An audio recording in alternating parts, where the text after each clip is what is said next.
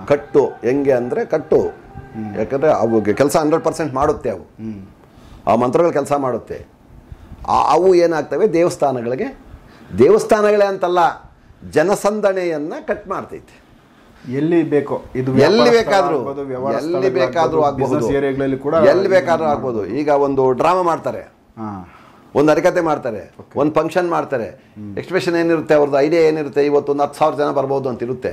2,000 ಬರೋಲ್ಲ ಅಲ್ಲಿ. ನಮ್ಮ ಹುಡುಗಿಗೆ ಗಾಳಿ ಸೋಂಕಾಗಿದೆಪ್ಪ, ಗಾಳಿ ಪ್ರಾಣ ಗಾಳಿನೇ. ಹೌದು, ಗಾಳಿ ಅಂದ್ರೆ ಅಲ್ಲಿ ಬಂತಲ್ಲ ಪ್ರಾಣ, ಗಾಳಿನೇ ಪ್ರಾಣ, ಪ್ರಾಣನೇ ಗಾಳಿ. ತನುವು ಪ್ರಾಣಿ ರೊಂಡು ತಗಲಾಟ ಮೈಯೊಚ್ಚು ತನು ಬಿಡಿಸಿ ಪ್ರಾಣಿ ಎಗಿಸಿ ಪೋಯ ತೆಲೀನಿಯದು ಮಾಯದಿ ನಿಲ್ಲು ಪಾಡಾಯ ಅಂದರು. ಅಂದರೆ ದೇಹ ಪ್ರಾಣ ಎರಡೂ ಒಟ್ಟಿಗೆ ಬಂದು ಈ ದೇಹವನ್ನು ಬಿಟ್ಟು ಪ್ರಾಣ ಹೊಟ್ಟೋಯ್ತು, ಇದ್ರ ಮಾಯ ಗೊತ್ತಾಗ್ಲಿಲ್ಲ, ಇದ್ರ ಮನೆ ಹಾಳಾಗ ಅಂದ್ಬಿಟ್ರು ಅವರು.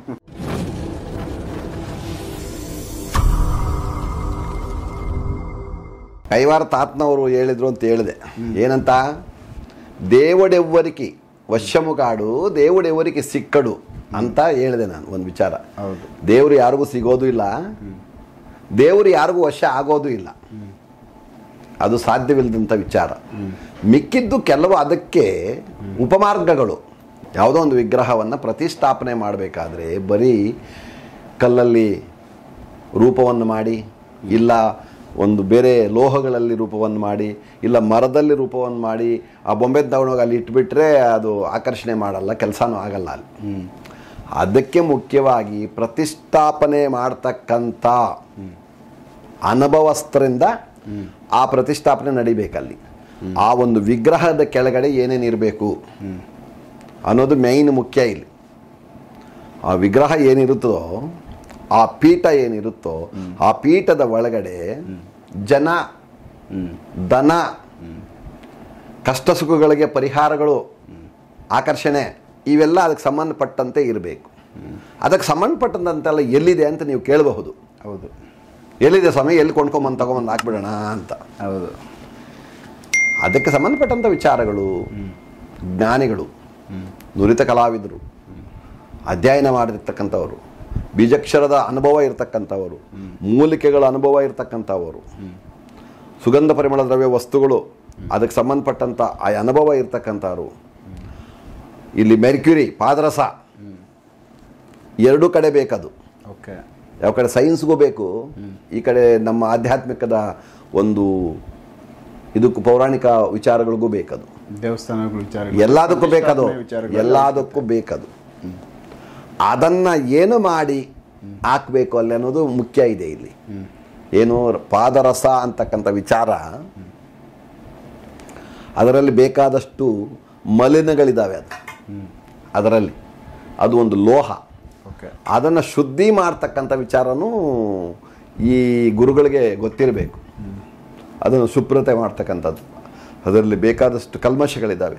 ಆ ಕಲ್ಮಶಗಳನ್ನೆಲ್ಲ ತೆಗೆದು ಪಾದರಸದ ರೀತಿಯೇ ಇರಬೇಕು.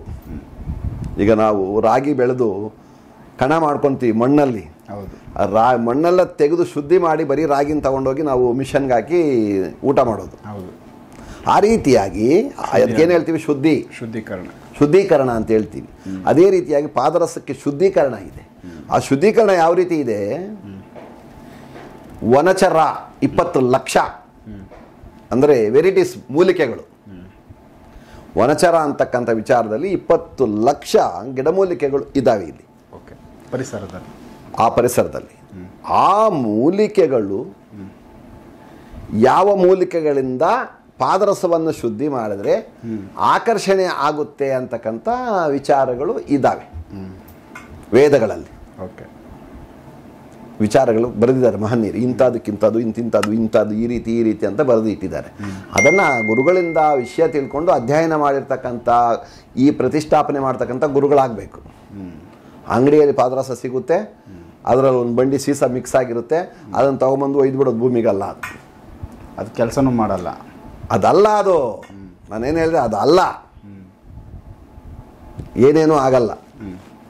ಬೀಜಾಕ್ಷರಗಳಿಗೆ ಪ್ರಾಣ ಬರಬೇಕಾದ್ರೆ ಪಾದರಸ, ಗಿಡಮೂಲಿಕೆಗಳು, ಮಂತ್ರಗಳು, ಈ ಮಂತ್ರ ಅಧ್ಯಯನ ಮಾಡಿರ್ತಕ್ಕಂಥ ನಿಜವಾದಂಥ ಗುರುಗಳಿಂದ ಅನುಷ್ಠಾನ ತಗೊಂಡು ದಾರಿ ಹರಿಸ್ಕೊಂಡಿರ್ತಕ್ಕಂಥ ಶಿಷ್ಯರು ಇದೆಲ್ಲ ಆಗಿರ್ಬೇಕು. ಅದಕ್ಕೆ ಸುಮ್ಮನೆ ಯಾರೋ ಬಂದರು ತೆಂಗಿನಕಾಯಿಗಳೊಂದು 50 ಹೊಡೆದು ದೇವ್ರನ್ನ ಕೂರಿಸ್ಬಿಟ್ಟು ಎಲ್ಲರಿಗೂ ಚಿತ್ರಾನ್ನ ಕೊಟ್ಬಿಟ್ಟು ಪೂಜೆ ಮಾಡಿ ಹೂನಾರ ಹಾಕ್ಬಿಟ್ರೆ ಆ ವಿಗ್ರಹ ಕೆಲಸ ಮಾಡಲ್ಲ.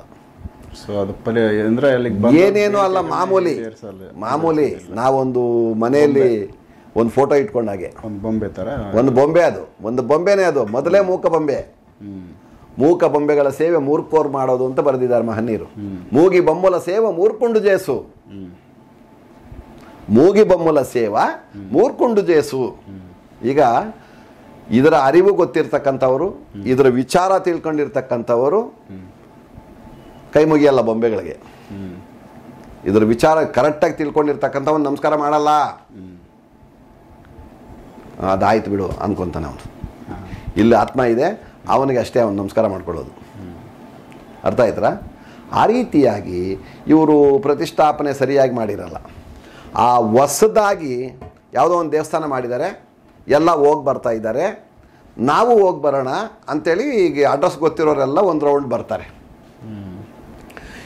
ಅವ್ರೇನು ಅನ್ಕೊತಾರೆ, ನಮ್ಮ ದೇವಸ್ಥಾನದಲ್ಲಿ ತುಂಬ ಭಯಂಕರವಾದಂಥ ಶಕ್ತಿ ಇದೆ, ಪವರ್ ಇದೆ, ನಮ್ಮ ಅಪ್ಪನ ಎಲ್ಲರನ್ನೂ ಕರ್ಸ್ಕೊತಾ ಇದ್ದಾನೆ, ನಮ್ಮ ಅಮ್ಮನ ಎಲ್ಲರನ್ನೂ ಕರ್ಸ್ಕೊತಾ ಇದ್ದಾಳೆ, ಪೂಜೆ ನಡೀತಾ ಇದೆ ಅಂತೇಳಿ ಒಂದು 2-3 ತಿಂಗಳು 6 ತಿಂಗಳು ಹಂಗೆ ನಡೀತಾ ಇರ್ತೈತಿ. ಅಲ್ಲಿಗೆ ಹೋಗಿ ಬಂದವರೆಲ್ಲನೂ ಮುಗೀತದು, ಒಂದು ಕೋಟ ಆಗೋಯ್ತು. ಓಕೆ, ಓಟ್ ಹಾಕ್ದೊಂದು ಮತ್ತೆ ಹೋಗಂಗಿಲ್ಲ, ಒಂದು ಗುರ್ತಿರ್ತೈತೆ ಅವನಿಗೆ. ಆ ರೀತಿಯಾಗಿ ಒಂದು ರೌಂಡ್ ಆಗೋಯ್ತು. ರೌಂಡ್ ಆದ್ಮೇಲೆ ಜನ ಹೋಗಲ್ಲ ಅಲ್ಲಿ.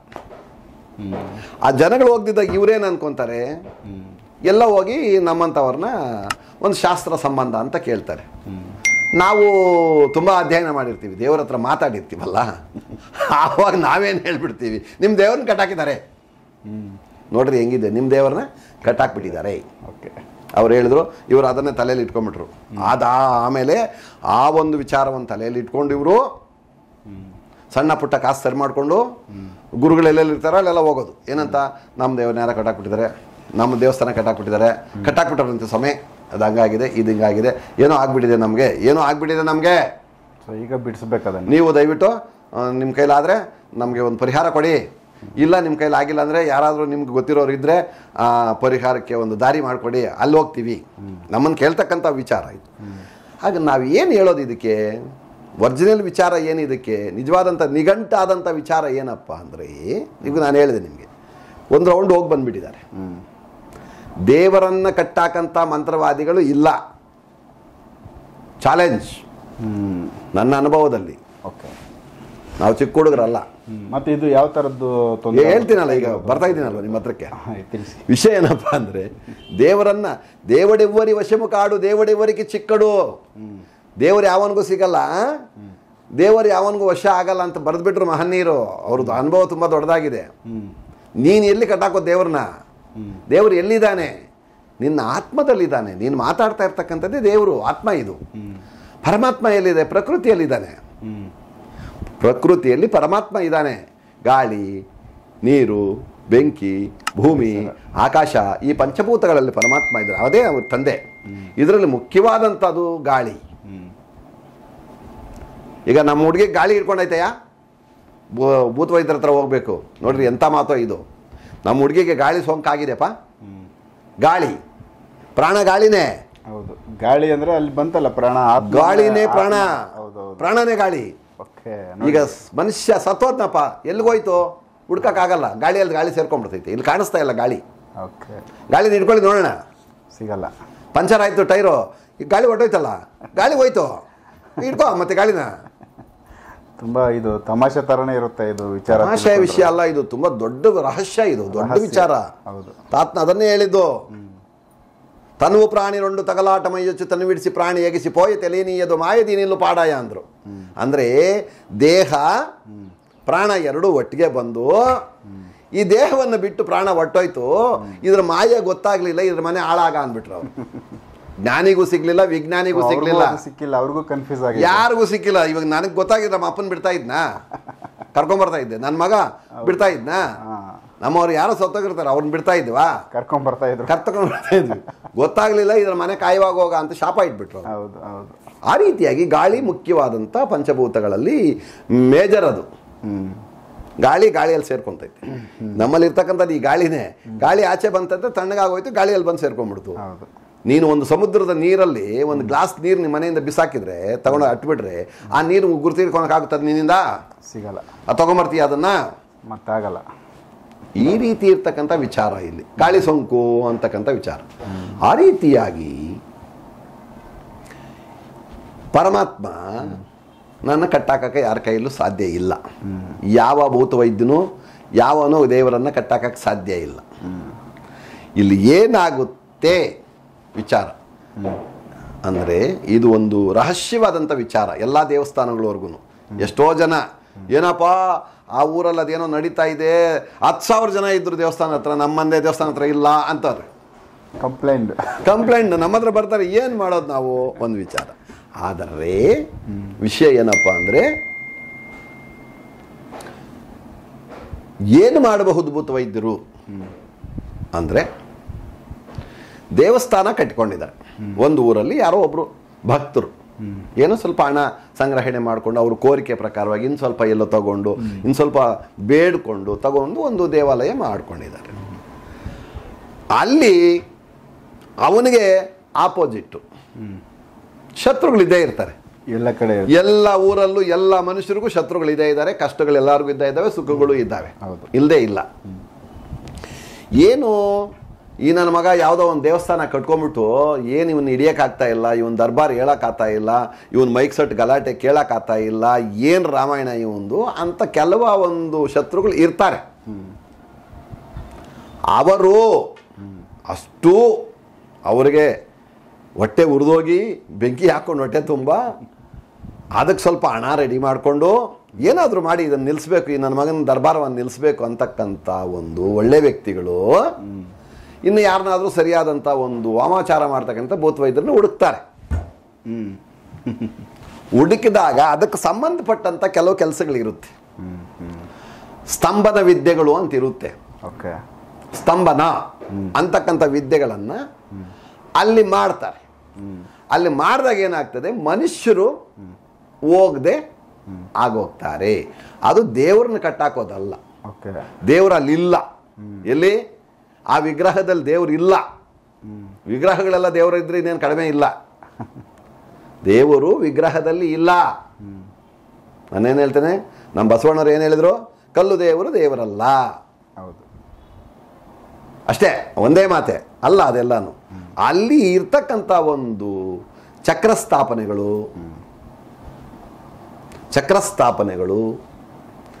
ಮೂಲಿಕೆಗಳು, ಅಮೋಘವಾದಂಥ ಒಂದು ಸುಗಂಧ ಪರಿಮಳ ದ್ರವ್ಯ ವಸ್ತುಗಳು, ಕೆಲವು ವಸ್ತುಗಳು ಇದ್ದಾವೆ. ಅವೆಲ್ಲನೂ ಅಲ್ಲಿ ಸಮಗ್ರಹ ಮಾಡಿ ಸರಿಪಡಿಸಿ ಅದಕ್ಕೆ ಸಮಯ ಸಂದರ್ಭಗಳನ್ನು ನೋಡಿ ಪ್ರತಿಷ್ಠಾಪನೆ ಮಾಡಿ ಒಂದು ಆಕರ್ಷಣೀಯಾದಂಥ ಮಂತ್ರಗಳನ್ನು ಅಲ್ಲಿ ಅಧ್ಯಯನ ಮಾಡಿರ್ತಾರೆ. ಅದು ಕೆಲಸನೂ ಮಾಡುತ್ತೆ, ಕೋರಿಕೆಗಳನ್ನು ಈಡೇರಿಸುತ್ತೆ. ಅದೇ ರೀತಿಯಾದಂಥ ಚಕ್ರಗಳಿದ್ದಾವೆ. ಅದೇ ರೀತಿಯಾದಂಥ ಬೀಜಾಕ್ಷರಗಳಿದ್ದಾವೆ. ನಾನೊಂದು ಮಂತ್ರ ಹೇಳಿದ್ದೀನಿ, ಯಾಂ ನಮಃ ಶಿವಾಯ. ಬಿಳೆಕೆ ಗಿಡದಲ್ಲಿ ಒಂದು 10 ಹೂವು ಅನ್ನೋ 11 ಹೂವು ಕಿತ್ಕೊಂಡು ಹೋಗಿ ಯಾಂ ನಮಃ ಶಿವಾಯ ಅಂತಕ್ಕಂಥದ್ದು 108 ಸಾರಿ ಹೇಳಿ ಅದನ್ನು ನಿಮ್ಮ ಗಲ್ಲಾನಲ್ಲಿ ಇಟ್ಕೊಳ್ಳಿ, ಅವ ಸ್ವಲ್ಪ ವ್ಯಾಪಾರ ಆಗುತ್ತೆ ಅಂತ ಹೇಳಿದ್ದೀನಿ. ಆಗಿದೆ. ಹೌದು, ಎಷ್ಟೋ ಜನಕ್ಕಾಗಿದೆ. ಅವ್ರು ಹೇಳ್ತಾರೆ ನಮಗೆ, ಸರ್ ನಾವು ಅದು ಮಾಡ್ತಾ ಇದ್ದೀವಿ, ನಮಗೆ ಪರವಾಗಿಲ್ಲ, ಒಂದೊಂದು ದಿವಸ ಆಗುತ್ತೆ ಒಂದೊಂದು ದಿವಸ ಆಗಲ್ಲ ಅಂತಾರೆ. ನಿಮ್ಮ ಮನಸ್ಥಿತಿ ಚೆನ್ನಾಗಿರಲ್ಲ. ನಿಮ್ಮ ಮನಸ್ಥಿತಿ ಸಂತೋಷವಾಗಿದ್ದಾಗ ಒಂದೇ ಏಕಾಗ್ರತೆ ಮನಸ್ಸಿಂದ ಪರಮಾತ್ಮ ನನ್ನನ್ನು ಕಾಪಾಡು, ಪರಮಾತ್ಮ ಎಲ್ಲಿದ್ದಾನೆ, ಪ್ರಕೃತಿಯಲ್ಲಿ ಅವ್ನು ಕೇಳಿಸ್ಕೊತಾ ಇರ್ತಾನೆ ಪ್ರತಿಯೊಂದು. ನಿನ್ನಲ್ಲಿರ್ತಕ್ಕಂಥ ಆತ್ಮನೇ ಅವ್ರ ಅಪ್ಪನ ಕೇಳ್ಕೊತಾ ಇರ್ತದದು. ನಮ್ಮ ಮಗು ಅಪ್ಪ ನಂಗೆ ಚಾಕ್ಲೇಟ್ ಬೇಕಂದ್ರೆ ನಾವು ಕೊಡಿಸ್ತೀವಿ. ನಾವು ಪ್ರಯಾಣ ಹೋಗ್ತಾ ಇದ್ರು ಕಾರ್ ನಿಲ್ಲಿಸಿ ಮಗುಗೆ ಚಾಕ್ಲೇಟ್ ಕೊಡಿಸಿ ನಾವು ಹೋಗ್ತೀವಿ ಮುಂದಕ್ಕೆ. ಅದು ಮಮಕಾರ. ಅದೇ ಮಮಕಾರ ಈ ಆತ್ಮಕ್ಕೂ ಪರಮಾತ್ಮನಿಗೆ ಇದೆ. ಬೇಡಿಕೆಗಳನ್ನ 100%. ಈಗ ನಮ್ಮ ಮಗುವಿಗೆ ನಾವು ಪ್ರಯಾಣ ಹೋಗ್ಬೇಕಾದ್ರೂ ಅರ್ಜೆಂಟಾಗಿ ಕೋರ್ಟ್ಗೆ ಹೋಗ್ಬೇಕಾದ್ರೂ ಸಹಿತನು ಡ್ರೈವರ್ಗೆ ಹೇಳಿ ಅಮ್ಮ ನಮ್ಮ ಮಗನ ಚಾಕ್ಲೇಟ್ ಕೊಟ್ಬಿಟ್ಟು ಹೋಗೋಣ ಆಮೇಲೆ ಅಂತಾರೆ. ಅದೇ ರೀತಿಯಾಗಿ ಈ ಆತ್ಮ ಗೋಳಾಡ್ತೈತೆ. ನನ್ನನ್ನು ನೀನು ಈ ಮಾನವ ಜನ್ಮದಲ್ಲಿ ಕಳಿಸಿ ಈ ಕಷ್ಟ ಕಾರ್ಪಣ್ಯಗಳನ್ನೆಲ್ಲ ನನ್ನ ತಂದಿಟ್ಟು ನನಗೆ ಯಾವುದೋ ಒಂದು ಸಂಸಾರವನ್ನು ದೊಡ್ಡದಾಗಿ ನನ್ನ ತಲೆ ಮೇಲೆ ಇಟ್ಟು ಈ ಶತ್ರುಗಳು ಮತ್ತೊಂದು ಭೂತಗಳು, ಪ್ರೇತಗಳು, ಪಿಶಾಚಿಗಳು ಮಧ್ಯದಲ್ಲಿ ನನ್ನ ಬಿಸಾಕಿ ನೀನು ಆರಾಮಾಗಿದ್ದರೆ ನಾನು ಹೆಂಗಿರೋದು ಅಂತ ಗೋಳಾಡ್ತಾನೆ ಇವನು. ಯಾರು? ಆತ್ಮ. ಏನಪ್ಪ ಸ್ವಾಮಿ, ನನ್ನ ಮಕ್ಕಳು ಹೇಳಿ ಮಾತು ಕೇಳಲಿಲ್ಲ, ನನ್ನ ಗಂಡ ಸರಿ ಇಲ್ಲ, ನಾನು ಈ ಬಾಧೆ ಬೀಳ್ತಾ ಇದ್ದು ಅಂತ ಹೆಣ್ಮಗು ಅಳ್ತಾ ಇರ್ತೈತೆ, ನೋಡಿದಿರಲ್ಲ ಅನುಭವ. ಆಗ ಇದ್ರ ತಂದೆ ಇದ್ದಾನೆ, ಇದ್ರ ತಂದೆ ತಾಯಿ ಇದ್ದಾನೆ, ಹಂಗೆ ಬರೋಕ್ಕಾಗಲ್ಲ. ಇದು ಈ ಆತ್ಮ ಹಂಗೆ ಬರೋದಕ್ಕೆ ಸಾಧ್ಯ ಇಲ್ಲ. ಇದರಲ್ಲಿ ಅವನು ಆಗೇನು ಮಾಡ್ತಾನಂದರೆ, ದೇವಸ್ಥಾನಕ್ಕೆ ಹೋಗಿ ನೀನು ವಿಚಾರವನ್ನು ಕರೆಕ್ಟಾಗಿ ನಿಜವಾಗಿ ಹೇಳ್ಕೊಂಡಾಗ ಅಲ್ಲಿ ಮಾಡಿರ್ತಕ್ಕಂಥ ಕೆಲಸಕ್ಕೆ, ಇಲ್ಲ ನಾವು ಯಾವುದೋ ಒಂದು ಮೂಲಿಕೆ ಹೇಳ್ತೀರೋ ಆ ಮೂಲಿಕೆ ತರಬೇಕಾದ್ರೆ ಈ ರೀತಿಯಾದಂಥ ಒಂದು ವಿಚಾರವನ್ನು ತಿಳಿಸಿ, ತಂದೆ ನನ್ನ ಕಾಪಾಡು, ನನಗೆ ಯಾಕೆ ಕಷ್ಟ ತೊಂದರೆಗಳು, ನನಗಿದು ಬಿಟ್ಟರೆ ಬೇರೆ ಜೀವನ ಇಲ್ಲ, ನನ್ನನ್ನು ಕಾಪಾಡಬೇಕು ನೀನು ಅಂದಾಗ ಅದೊಂದು ಮೂಲಿಕೆ. ಬಿಳಿ ಎಕ್ಕೆ ಗಿಡ ಅಂತಕ್ಕಂಥದ್ದು ಮೂಲಿಕೆ. ಶ್ವೇತ ಅರ್ಕ, ದೇವತೆಗಳಲ್ಲಿ ಗಣಪತಿಗೆ ಹೋಲಿಸಿದ್ದಾರೆ. ಅದನ್ನು ಗಣಪತಿಗೇ ಹೋಲಿಸಿದ್ದಾರೆ. ಅದು ಮುಖ್ಯವಾದಂಥ ದೇವರು ಗಣಪತಿ, ಮೊದಲನೇ ಪೂಜೆ ಆತನಿಗೆ. ಅಂಥ ಪರಮಾತ್ಮನನ್ನು ಆ ಗಿಡಕ್ಕೆ ಹೋಲಿಸಿದ್ದಾರೆ. ಅದಕ್ಕೆ ಪ್ರಾಣ ತುಂಬಿ, ಪ್ರಾಣ ಇದೆ ಅದಕ್ಕೆ. ಯಾವುದಕ್ಕೆ? ವಿಗ್ರಹಕ್ಕೆ ಪ್ರಾಣ ಇಲ್ಲ, ನಿನ್ನ ಗಿಡಕ್ಕೆ ಪ್ರಾಣ ಇದೆ. ನಿನ್ನ ವಿಗ್ರಹಕ್ಕೆ ಪ್ರಾಣ ಇರಬೇಕಾದ್ರೆ ಈ ಎಲ್ಲ ಮೂಲಿಕೆಗಳು, ಎಲ್ಲ ಮಂತ್ರಗಳು, ಎಲ್ಲ ವಸ್ತುಗಳು ಅಲ್ಲಿ ಇಟ್ಟಾಗ ಅದಕ್ಕೆ ಪ್ರಾಣ ಬರೋದು. ಆವಾಗಲೇ ಆಕ್ಟಿವ್. ಅದಕ್ಕೆ ಬಂದಿರಲ್ಲ. ಈ ಕೆಳಗೆ ಇರ್ತಕ್ಕಂಥ ವಸ್ತುಗಳು ಆ ರೀತಿ ಆಕರ್ಷಣೆ ಮಾಡ್ತೈತೆ. ಆ ಒಂದು ಗಿಡದ ಹತ್ರ ನೀವು ಹೋಗಿ ಅದನ್ನು ತಗೋಬೇಕಾದ್ರೆ ನಿನ್ನ ಒಂದು ನಿಜವಾದಂಥ ದುಃಖವನ್ನು ಹಂಚ್ಕೊಂಡು ಅದಕ್ಕೆ ನಿಜವಾದಂಥ ನಮಸ್ಕಾರವನ್ನು ಮಾಡಿ ಆ ಹೂವು ತಗೊಂಡು ಯಾಮ್ ನಮಃ ಶಿವಾಯ, ಯಾಮ್ ಎಮ್ ಅಂದ್ಬಿಡ್ತಾರೆ ಕೆಲವರು. ಎಮ್ ಅದು ಇಂಚೆಲ್ಲಾಯಿತು. ಅಲ್ಲಲ್ಲ, ಎಮ್ ಅಂತಕ್ಕಂಥದ್ದು ಕ್ರೂರವಾದಂಥ ತೊಂದರೆ ಕೊಡ್ತಕ್ಕಂಥ ಬೀಜಾಕ್ಷರ. ಆವತ್ತು ಸ್ತಂಭನವಾಗ್ಬಿಡ್ತದೆ ವ್ಯಾಪಾರ. ಯಮನಿಗೆ ಸಂಬಂಧಪಟ್ಟಂಥದ್ದು ಎಮ್. ಯಾಮ್ ಯಾಮ್ ನಮಃ. ಕರೆಕ್ಟಾಗಿ ಉಚ್ಚಾರಣೆ ಇಲ್ದ ಹೋದ್ರೆ ಪ್ರೊನೌನ್ಸಿಯೇಷನ್ ಅದು ಬೇರೆ ಅರ್ಥ ಆಗುತ್ತಲ್ವಾ, ಮಂತ್ರ ಬೇರೆನೇ ಆಯಿತು, ಬೇರೆ ಆಗೋಯ್ತು. ಅದು ಕೆಲವರು ಆ ತೊಂದರೆ ಮಾಡ್ಕೊತಾ ಇದ್ದಾರೆ. ಕೆಲವರು ಕರೆಕ್ಟಾಗಿ ಮಾಡ್ತಕ್ಕಂಥವ್ರಿಗೆ ಅವ್ರಿಗೆ ರಿಸಲ್ಟ್ ಇದೆ. ₹1ಗೆ 10 ಪೈಸೆ ರಿಸಲ್ಟ್ ಇದ್ದೇ ಇದೆ, ಇಲ್ಲ ಅಂತಿಲ್ಲ. 100%, 10% ರಿಸಲ್ಟ್ ಇದೆ. ಅದು ಕೆಲವರು ಹೇಳ್ತಾರೆ ನಮಗೆ. ಆ ವಿಚಾರವನ್ನು ತಿಳ್ಕೊಂಡು ಆ ಮೂಲಿಕೆಗಳನ್ನು ತಗೊಂಡು ಸಂಗ್ರಹಿಸ್ಕೊಂಡು ಇದು ಮಾಡ್ಕೋಬೋದು. ಈ ಕೆಲವು ವಸ್ತುಗಳನ್ನು ಈ ದೇವಸ್ಥಾನಗಳಿಗೆ ಕೆಲವು ಭೂತವೈದ್ಯ ಮಾಡ್ತಕ್ಕಂಥವರು, ವಾಮಾಚಾರವನ್ನು ಮಾಡ್ತಕ್ಕಂಥವರು ಕೆಲವು ವಿಚಾರಗಳನ್ನು ಮಾಡಿಬಿಡ್ತಾರೆ. ಅಲ್ಲಿ ಮಾಡಿದಾಗ ಏನಾಗುತ್ತೆ, ಆ ದೇವಸ್ಥಾನಕ್ಕೆ ಜನ ಬರೋದು ಕಡಿಮೆ ಆಗುತ್ತೆ, ಸ್ತಂಭನವಾಗುತ್ತೆ. ಬೀಜಾಕ್ಷರಕ್ಕೆ ಪವರ್ ಇದೆ, ಬೀಜಾಕ್ಷರಕ್ಕೆ ಆ ಪವರ್ ಇದೆ. ಕಟ್ಟಿದೆ. ಮಂತ್ರಗಳಲ್ಲಿ ಭಯಂಕರವಾದಂಥ ಮಂತ್ರಗಳಿದ್ದಾವೆ, ನಾವು ಮಾಡಿರೋದಲ್ಲ ಇದು. ಇವು ಮಹನೀಯರು ಬರೆದಿರ್ತಕ್ಕಂಥ ವಿಚಾರಗಳಿವೆಲ್ಲ. ಅದಕ್ಕೆ ಸತ್ಯಾಂಶನೂ ಇದೆ, ಅದಕ್ಕೆ ಪವರ್ ಇದೆ, ಪ್ರಾಣ ಇದೆ. ಇಲ್ಲಿ ಕೆಲವು ಕಟ್ಟು ಮಂತ್ರಗಳಿದ್ದಾವೆ. ಕೆಲವು ಮಂತ್ರಗಳು ಕಟ್ಟು ಹೆಂಗೆ ಅಂದರೆ ಕಟ್ಟು, ಯಾಕಂದರೆ ಅವು ಕೆಲಸ 100% ಮಾಡುತ್ತೆ. ಆ ಮಂತ್ರಗಳು ಕೆಲಸ ಮಾಡುತ್ತೆ. ಅವು ಏನಾಗ್ತವೆ, ದೇವಸ್ಥಾನಗಳೇ ಅಂತಲ್ಲ, ಜನಸಂದಣೆಯನ್ನು ಕಟ್ ಮಾಡ್ತೈತೆ. ಎಲ್ಲಿ ಬೇಕೋ ಇದು, ಎಲ್ಲಿ ಬೇಕಾದರೂ ಆಗ್ಬೋದು, ಎಲ್ಲಿ ಬೇಕಾದ್ರೂ ಆಗ್ಬೋದು. ಈಗ ಒಂದು ಡ್ರಾಮಾ ಮಾಡ್ತಾರೆ, ಒಂದು ಹರಿಕತೆ ಮಾಡ್ತಾರೆ, ಒಂದು ಫಂಕ್ಷನ್ ಮಾಡ್ತಾರೆ. ಎಕ್ಸ್ಪ್ರೆಷನ್ ಏನಿರುತ್ತೆ, ಅವ್ರದ್ದು ಐಡಿಯಾ ಏನಿರುತ್ತೆ, ಇವತ್ತೊಂದು 10,000 ಜನ ಬರ್ಬೋದು ಅಂತ ಇರುತ್ತೆ, 2,000 ಬರೋಲ್ಲ ಅಲ್ಲಿ. ಸೊ ಅಲ್ಲಿ ಈ ಥರದ್ದು ಒಂದು ಮಂತ್ರಗಳು ಪ್ರಯೋಗ, ಇವೆಲ್ಲ ಪ್ರಯೋಗಗಳು. ದೃಷ್ಟಿ ಇಟ್ಟು ಮಾಡಿದಾಗ ಪ್ರಯೋಗಗಳು 100% ಆಗುತ್ತೆ. ಈಗಲೂ ಇರೋವರೆಗೂ ಸತ್ತೋದ್ಮೇಲೂ ಹುಟ್ಟಿದ ಮೇಲೆ ಎಲ್ಲ ಆಗುತ್ತೆ. ಈಗಲೂ ಅಂದರೆ ಏನು ಅರ್ಥ?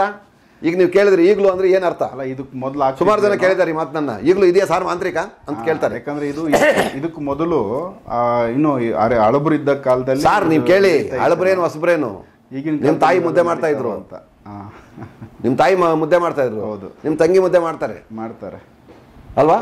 ನಿಮ್ಮ ತಂಗಿ ಮಾಡಿದ್ಮೇಲೆ ಅವ್ರ ಮಗಳು ಮಾಡ್ತಾಳೆ, ಅದನ್ನ ಕಲ್ತ್ಕೊಂಡು ಹೋಗ್ಬೇಕು. ಕಲ್ತ್ಕೊಂಡಿರ್ತಾರೆ. ನಿಮ್ಮ ತಾಯಿ ಮುದ್ದೆ ಮಾಡ್ತಾಳೆ, ಅವ್ರ ಮಗಳಿಗೆ ಕಲ್ಸಿರ್ತಾಳೆ, ಒದೆಗಳಾಗಿ ಕಲ್ಸಿರ್ತಾಳೆ.